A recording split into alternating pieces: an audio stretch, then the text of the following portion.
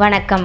நாம் தினசரி கட்டாயம் சாப்பிட வேண்டிய மூலிகை பொடி பற்றி தான் இந்த வீடியோவில் பார்க்க உள்ளோம்.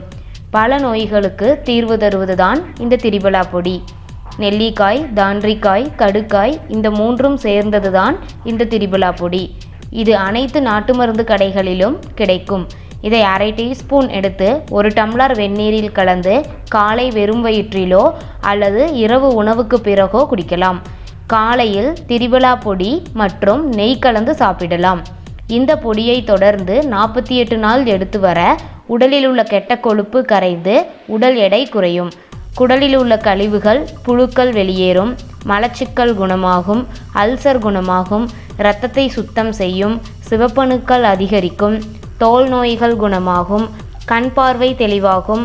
முகம் பளபளப்பாகும். நெஞ்சு சளி குணமாகும். சர்க்கரை நோயாளிகள் சாப்பிட்டு வர இன்சுலின் சுரப்பு அதிகரித்து இரத்த சர்க்கரை அளவு குறையும். இதய நோய்கள் குறையும். எனவே இந்த திரிபலா பொடியை அனைவரும் சாப்பிட்டு பயன்பெறுங்கள். நன்றி.